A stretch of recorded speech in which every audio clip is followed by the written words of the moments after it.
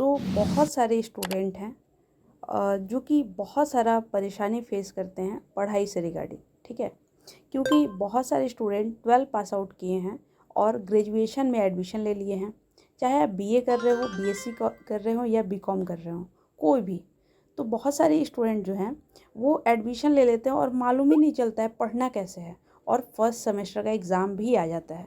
चाहे आप कोई भी बिहार या कोई भी स्टेट के स्टूडेंट से देखिए, तो फर्स्ट ईयर में हमें ज़्यादा प्रॉब्लम होता है क्योंकि वो मेरा सब्जेक्ट होता ही नहीं है। मतलब मान लीजिए कोई स्टूडेंट है जो मैथ्स पढ़ गया है, वो पॉलिटिकल साइंस पढ़ रहा है, वो हिस्ट्री पढ़ रहा है, मतलब बहुत ही डिफरेंस है, बहुत ज़्यादा। तो वहाँ पे क्या होता है कि फर्स्ट सेमेस्टर का एग्ज़ाम कहीं ना कहीं ख़राब जाने का संभावना हो जाता है। क्यों? क्योंकि पहले तो सिलेबस समझ में नहीं आता है, और जब सिलेबस समझ में भी आता है तो बहुत देर हो जाता है।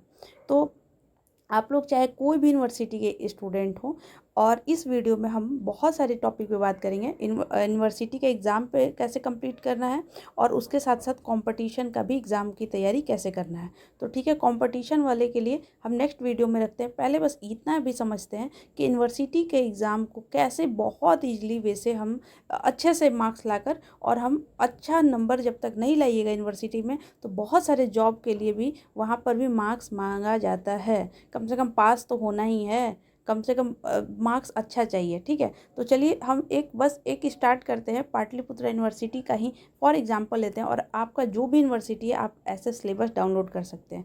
क्योंकि सबसे इम्पॉर्टेंट चीज़ है कोई भी चीज़ पढ़ने के लिए उसका सिलेबस, दूसरा प्रीवियस ईयर क्वेश्चन पेपर, और तीसरा इन सब के साथ मिलाकर नोट्स। तो हम पहले बात करते हैं पाटलिपुत्र यूनिवर्सिटी में सिलेबस से रिगार्डिंग। मतलब इसका मतलब ये नहीं कि सिर्फ ये पीपीयू के स्टूडेंट्स के लिए ही है, कोई भी आप स्टूडेंट हो अपने यूनिवर्सिटी के साइट पर जाइए, आप सिलेबस डाउनलोड करिए। जैसे हम पाटलिपुत्र यूनिवर्सिटी पे जाते हैं, तो यहाँ पे पाटलिपुत्र यूनिवर्सिटी का साइट ओपन हो गया, बिल्कुल ऑफिशियल वेबसाइट ओपन हो गया।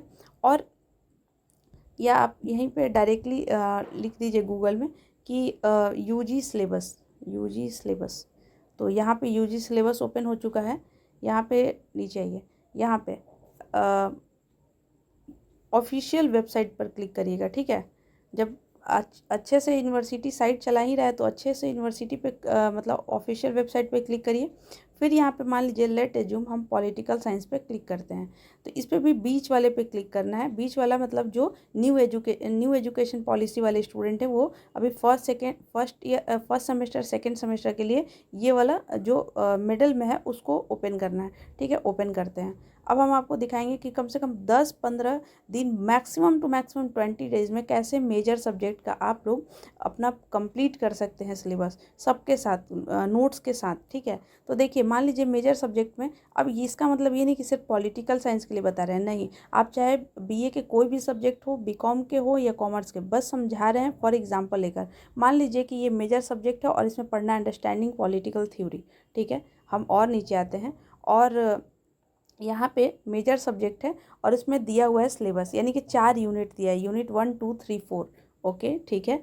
हमको 4 यूनिट में पढ़ना क्या है, हमको 4 यूनिट में इन सारे चीज़ को कंप्लीट करना है।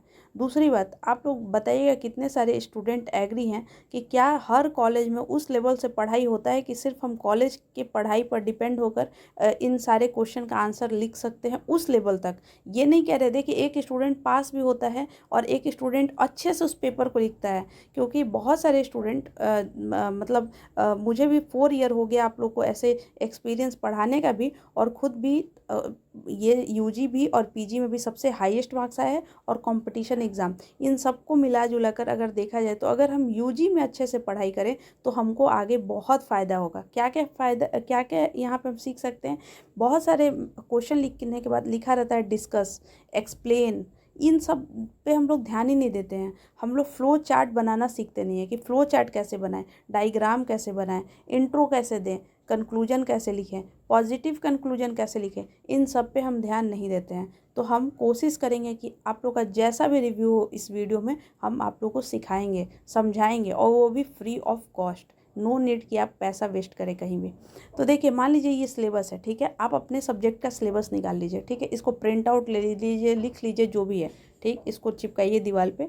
अब इसका क्या करना है, यूट्यूब चैनल पर जाइए, बहुत सारे स्टूडेंट मुँह से निकल रहे हैं, बहुत सारे टीचर जो हैं बहुत अच्छे से इन सबको पढ़ाए हैं। जैसे मान लीजिए एक लेक्चर हम खुद ही दिए हैं, जैसे कि एक ही 28 मिनट की वीडियो में एनिमेशन के साथ, मतलब हम आपको विजुअलाइज भी करवाए हैं और नोट्स भी दिखाए हैं कि उसमें मीनिंग, नेचर, इसको पॉलिटिकल साइंस का कंप्लीट है। लेकिन मान लीजिए और सारे सब्जेक्ट, हिस्ट्री है, इकोनॉमी है, फिलॉसफी है, फिजिक्स है, केमिस्ट्री है, बहुत सारे सब्जेक्ट हैं। तो आप क्या करिए, एक टॉपिक डालिए यूट्यूब पर और बेस्ट टीचर से उसको पढ़िए, ठीक है। बहुत सारे टीचर हैं, अब आप एक बार यूट्यूब पर डालिएगा और बहुत सारे टीचर आपको मिलेंगे, ठीक है।